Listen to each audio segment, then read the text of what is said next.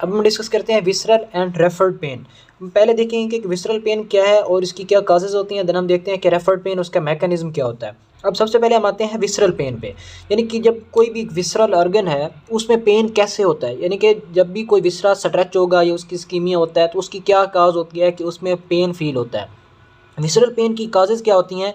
Visceral pen की main causes जो होती हैं, पहली काज होती है कि ये जो है वो इस्कीमिया इसका हो जाता है। अब काजेज़ ऑफ पेन हम पहले जो है वो स्किप कर रहे हैं, उसमें हम देखते हैं दो तरह की काजेज़ होती हैं। या तो पेन किस वजह से होगा, टिश्यू डैमेज की वजह से होगा, डैमेज टू द टिश्यू या इस्कीमिया होगा, या फिर मसल स्पैज़म होगा। तो वो चीज़ें हम इसमें ही सारी देख लेते हैं किस तरह होता है।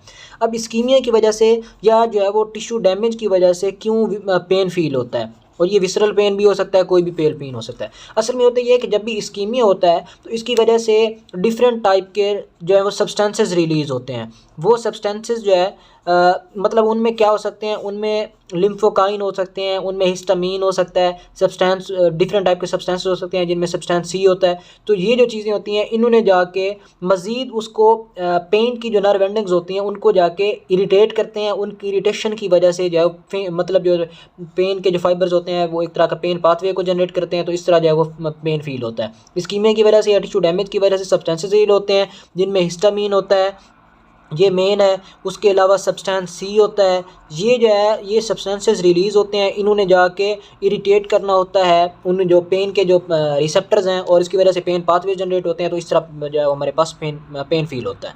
दूसरा जो होता है वो होता है केमिकल स्टिमुला। अब कोई भी केमिकल हो सकता है, यानी कि ये केमिकल अब्यूज़ की वजह से भी इस तरह का सीन हो सकता है। अब केमिकल ने क्या काम करना है, केमिकल में भी सेम यही काम करना है।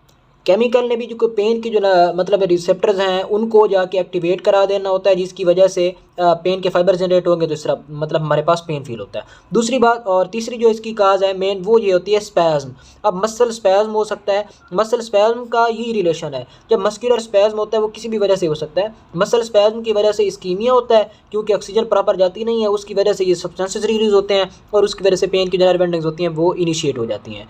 जो अगले है वो हमारे पास है कि अब ये भी हो सकता है। दूसरा होता है डिस्टेंशन।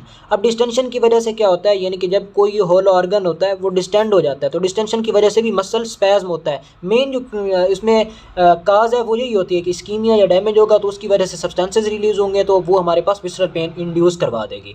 तो ये डिस्टेंशन ऑफ होल ऑर्गन हो सकता है। अब कुछ होते हैं इनसेंसिटिव विसरा का मतलब ये होता है कि वो कौन सा पोर्शन है जिसमें पेन फील नहीं होता, चाहे उसमें केमिकल अब्यूज़ हो, ये सारी चीज़ें हों, इस्कीमिया हो, तब भी हमें पेन फील नहीं होता। उसमें एक होता है एल्व्यूलाई ऑफ द लंग, इसलिए इसको कहते हैं कि ये जो है वो साइलेंट किलर होता है, यानी कि जो कैंसर होता है लंग्स का या फिर इस तरह का। तो एल्व्यूलाई जब भी डैमेज हो रही होंगे, मतलब हमें कफ होती है, नमोनिया होता है, उसमें एल्व्यूल डैमेज हो रहे होते हैं, उसमें ये होता है कि हमें पेन फील नहीं होता। क्यों नहीं होता? क्योंकि एल्व्यूलाई इनसेंसिटिव होता है। दूसरा होता है पैरेन्काइमा ऑफ लिवर।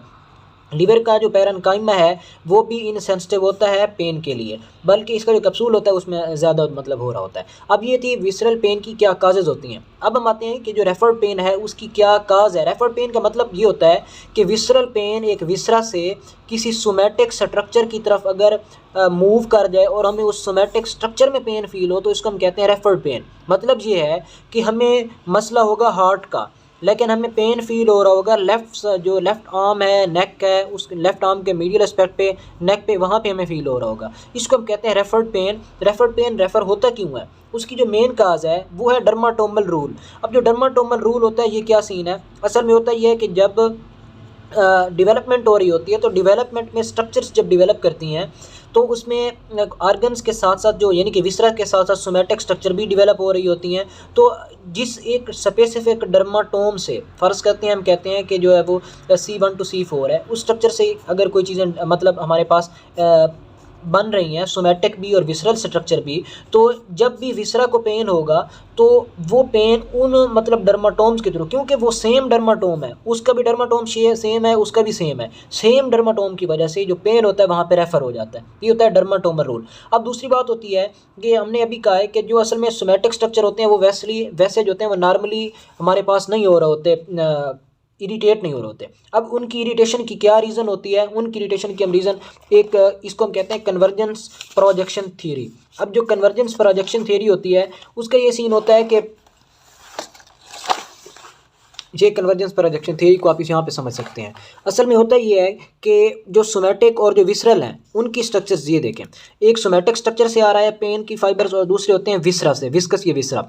अब उससे जो मतलब हमारे पास सेंसेशन आ रही हैं, अब ये एक जगह पे आके कन्वर्ज कर रही हैं, एक डर्माटोम की जो होंगी वो स्पेसिफिक एरिया में आके कन्वर्ज करती हैं जो डार्सल ग्रे हार्न होता है। अब होता ही है कि जब यहाँ पे आके कन्वर्ज करती हैं और दूसरा इसकी वजह से क्या हो जाती है, इरिटेशन हो जाती है किसकी, सोमैटिक स्ट्रक्चर की। विसरा से पेन की नर्व एंडिंग रेपिटेटिव डिस्चार्ज हो रहा है तो इसकी वजह से फैसिलिटेशन हो जाती है, सोमैटिक स्ट्रक्चर भी इरिटेट हो जाती है। तो यहाँ पे भी जो होती है हमारे पास पेन की जो नर्व एंडिंग्स होती हैं वो आ रही होती हैं। मतलब ये होता है कि यहाँ पे रिसेप्टर जो आ रहे थे वहाँ से रिसेप्टर आ रहे थे, इनकी रिसेप्टर की एक्टिवेशन की वजह से इनकी भी एक्टिवेशन हो गई, को एक्टिवेशन हो जाती है। असल में फैसिलिटेशन का मैकेनिज्म होता है। यहाँ से क्या होता है फिर ब्रेन स्टेम की तरफ और ब्रेन की तरफ आगे जो होते हैं वो चला जाता है। तो इसकी वजह से हम कहते हैं जो पेन है वो रेफर्ड हो रहा होता है। तो ये होता है रेफर्ड पेन की क्या हमारे पास जो है वो इसकी काज क्या होती है, तो इस चीज़ को हम समझते हैं। अब हम आते हैं आगे जो है वो कुछ ब्लू बॉक्सेस दिए हुए हैं उनको हम डिस्कस करते हैं।